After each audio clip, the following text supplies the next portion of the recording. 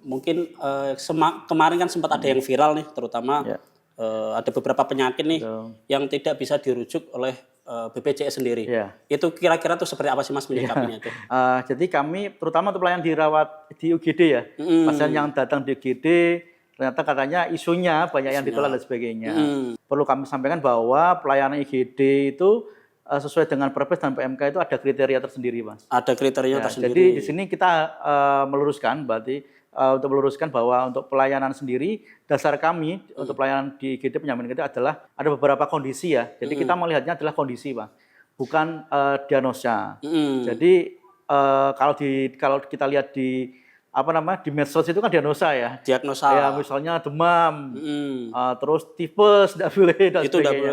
Jadi yang kita lihat di situ adalah kondisi pasien, betul.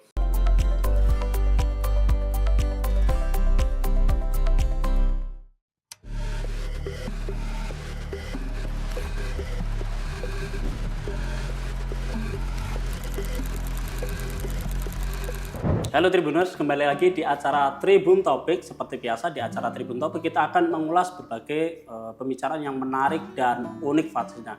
Nah, kali ini bersama saya Anas dan saya sedang bersama ini teman saya nih Mas Asep Dwi Prasetyo ini dari BPJS Kesehatan.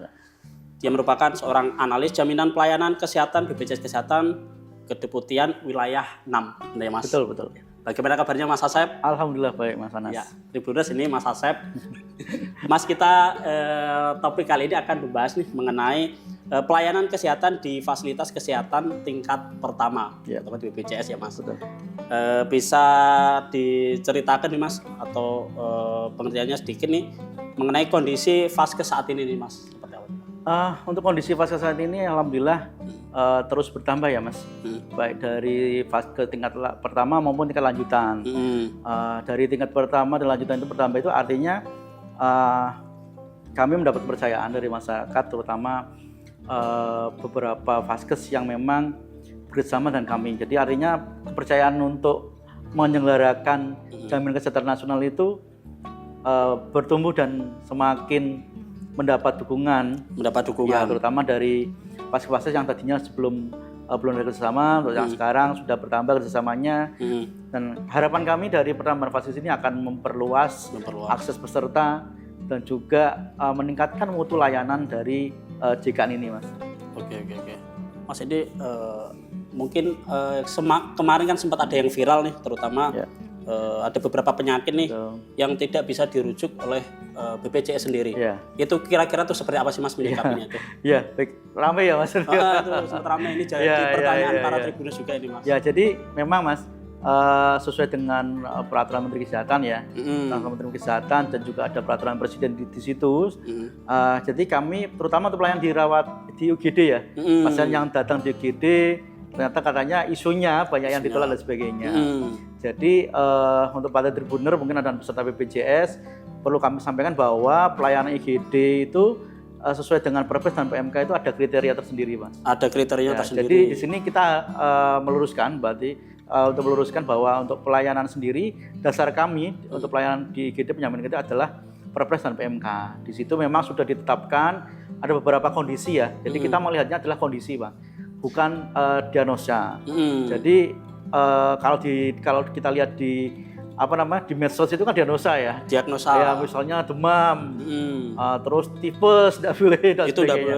Jadi yang kita lihat di situ adalah kondisi pasien, betul. Selama kondisi pasien itu termasuk dalam kriteria gawat darurat sesuai dengan Permenkes atau PMK atau Perpres, di situ pasien atau peserta BPJS tersebut dapat mengakses melalui IGD. Entah itu diagnosanya ya, entah itu apa diagnosanya. Selama itu kondisinya itu masuk dalam kriteria UGD, maka pasien tersebut bisa dijamin oleh BPJS. Oke. Nah, itu Tribuners. Jadi berdasarkan kemarin ya, ini ada beberapa kasus yang viral. Ternyata ini perawatan dari BPJS ini tergantung nih kondisi. Yang pertama ini kondisinya ya, Mas. Betul. Jadi ini tidak tergantung pada diagnosa dia penyakit apa. Yang paling diutamakan itu ternyata kondisinya itu. Mas, untuk rawat inapnya sendiri itu seperti apa sih Mas dari BPJS untuk tadi beberapa ada yang diagnosa atau yang ini kondisinya itu seperti apa tuh Mas? Sebenarnya bagaimana sih pasien BPJS atau peserta BPJS itu bisa mengakses atau memanfaatkan pelayanan rawat inap. Jadi untuk rawat inap sendiri, pintu masuk rawat inap sebenarnya ada 2 kalau Bapak peserta BPJS sekalian, bahwa pintu masuk rawat inap itu sebenarnya ada 2 dari BPJS Kesehatan. Yang pertama adalah dari poliklinik. Ya, poliklinik yang sebelumnya pasien tersebut sudah periksa di FKTP. Nah, dari poliklinik tersebut dinilai peserta BPJS atau peserta JKN ini harus mendapatkan perawatan rawat inap, maka dari poliklinik ini akan merujuk ke instalasi rawat inap rumah sakit. Yang kedua adalah pintu masuk dari IGD.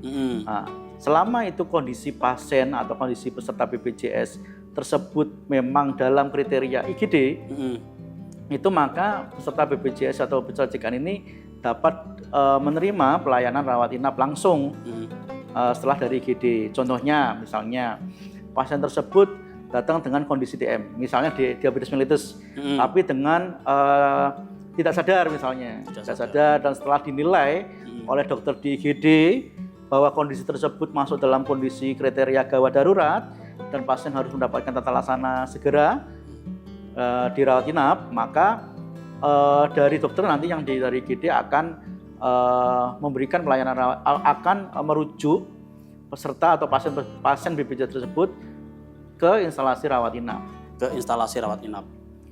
Itu kira-kira terus ada syarat tersendiri nggak Mas itu?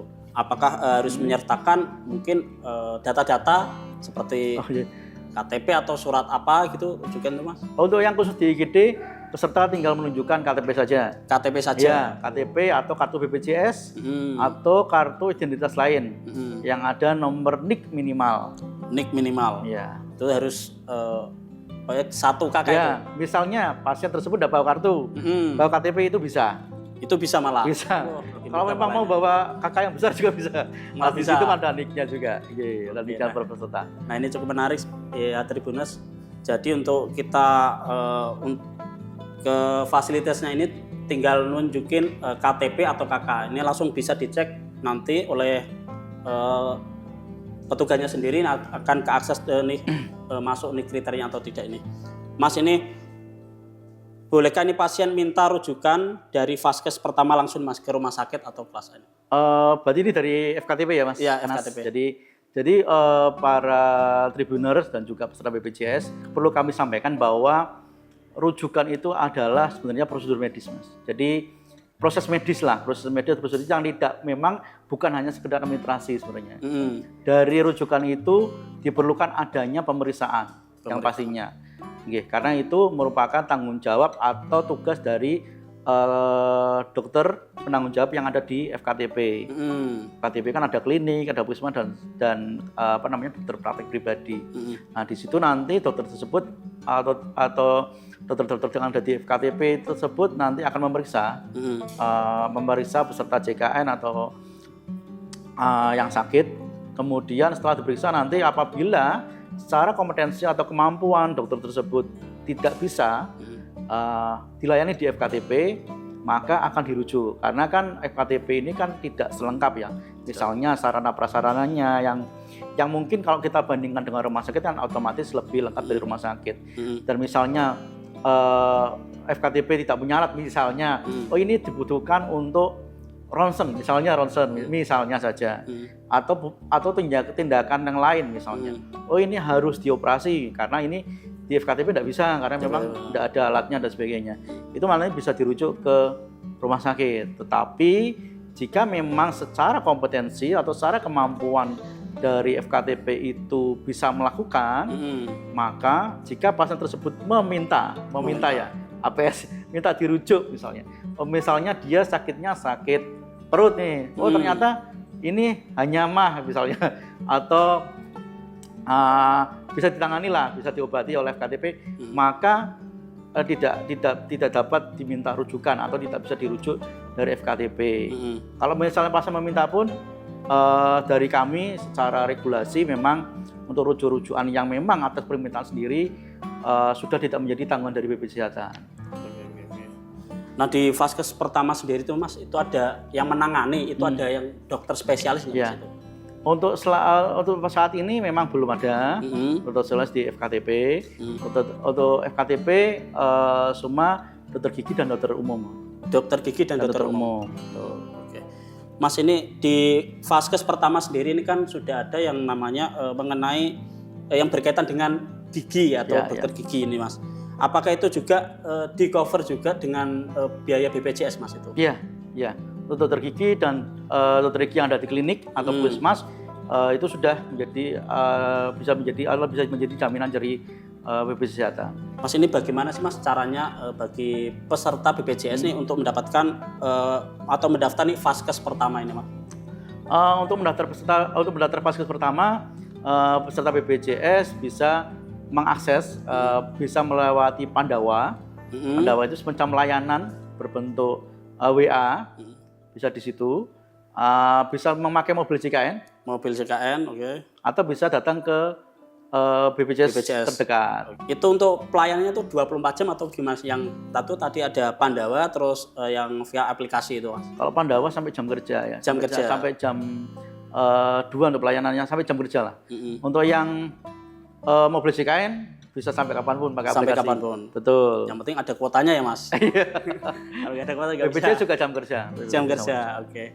Mas ini sendiri kalau kita udah masuk ke vaskes pertama, nah ini bagi pasien yang ingin mendaftarkan sendiri ini untuk berobatnya gimana sih Mas? Itu kadang kan ada keluhan, ini kan mau mendaftar misal buat besok, itu tuh ada keluhan kok ini diklik kok nggak bisa, misal rujukannya itu Mas. Untuk mendaftar di rumah sakit atau mendaftar di rumah sakit? Jadi untuk mendaftar rumah sakit kami sebenarnya sudah menyediakan sudah mengembangkan aplikasi di mobil JKN Mas. Jadi untuk mobil JKN ini selain untuk pindah vaskes tadi juga ada tambahan dan juga ada beberapa feature untuk mendaftar secara online. Secara online? Ya, di situ nanti Bapak Ibu yang sudah mendapatkan rujukan itu bisa melakukan pendaftaran secara online melewati aplikasi mobil JKN. Jadi nanti setelah Bapak Ibu ambil antrian kami harapkan Bapak Ibu tidak perlu lagi untuk ngambil antrian di rumah sakit. Itu harapan kami ya seperti itu. Jadi harapan kami untuk Bapak Ibu bisa memanfaatkan ya sistem online tadi. Iya betul, online tadi. Nah untuk itu ada jangka waktunya nggak Mas? Pendaftarannya itu harus H-min berapa gitu atau hari H malah? Betul. Jadi untuk berapa hari H-min berapa itu memang secara default ya Mas, secara default dari mobil JKN untuk defaultnya itu H-7. H-7 itu sudah bisa. Betul. Sudah bisa Bapak Ibu bisa mengambil untuk antrian di rumah sakit. Mas untuk manfaatnya sendiri apa Mas dari vaskes pertama ini Mas? Kalau vaskes pertama ini atau FKTP ya, FKTP atau vaskes pertama ini sebenarnya manfaatnya banyak sekali Mas. Jadi selain untuk pemeriksaan, juga di situ ada pengelolaan rujuk balik, peserta PRB, peserta prolanis. Di situ nanti akan dipantau oleh FKTP atau vaskes pertama tersebut. Dan juga untuk kalau kita tidak terlepas dari fungsi dari FKTP sebagai promotif preventif juga. Oke, promotif dan preventif. Nah itu Tribuners perbincangan saya nih dengan Mas Asep mengenai ini pelayanan kesehatan di fasilitas kesehatan tingkat pertama dari BPJS. Mas Asep ini ada pesan-pesan tersendiri Mas atau yang ingin ditambahkan nih Mas buat Tribuners yang lagi menonton ini Mas? Jadi Bapak Ibu sekalian pastikan yang pertama adalah dari keaktifan kartu peserta. Keaktifan kartu peserta kartu itu Bapak Ibu harus aktif yang pertama. Yang kedua selalu aktif, terutama untuk Bapak Ibu yang memang ingin menjaga kesehatannya, bisa periksa dulu di FKTP. Apabila ada keluhan ya, ada keluhan untuk diusahakan untuk periksa di FKTP. Kemudian apabila tapi jangan takut untuk tidak mendapatkan pelayanan di rumah sakit, jangan takut. Karena nantinya apabila Bapak Ibu melakukan pemeriksaan di FKTP, jika memang FKTP tersebut tidak mampu, pasti Bapak Ibu akan dirujuk. Pasti akan dirujuk. Pasti akan dirujuk di rumah sakit. Bagaimana dengan yang di IGD misalnya? Bapak Ibu jangan takut apabila Bapak Ibu memang memerlukan pelayanan di IGD yang memang gawat darurat, Bapak Ibu bisa melakukan pemeriksaan di IGD. Jadi untuk isu-isu yang tadi Mas, untuk isu-isu yang tadi itu sebenarnya bukan tidak bisa dirujuk, bukan bisa tidak dirujuk. Ada beberapa di Indonesia yang intinya katanya tidak bisa dirujuk begitu kan. Tapi itu sebenarnya bukan tidak bisa dirujuk ya Bapak Ibu. Jadi kami tegaskan lagi bahwa untuk 144 penyakit yang kan di situ kan ada kata-kata 144 penyakit itu adalah kompetensi dasar dari FKTP atau fase pertama sebenarnya. Tapi jika kondisi Bapak Ibu itu memang perlu dirujuk, maka dari FKTP akan merujuk ke rumah sakit Mas. Ke rumah sakit. Jadi itu berdasarkan yang pertama tadi kondisi ya Mas. Betul. Belum mendapatkan tadi IGD-nya itu sendiri. Nah, itu saja Tribuners perbincangan saya dengan Mas Asep. Jangan lupa untuk selalu menyaksikan Tribun Topik di channel YouTube Tribun Jateng atau di medsos lainnya nih Tribuners. Saya Anas izin pamit dan Mas Asep. Terima kasih Mas atas waktunya. Terima kasih Mas Anas. Sampai jumpa.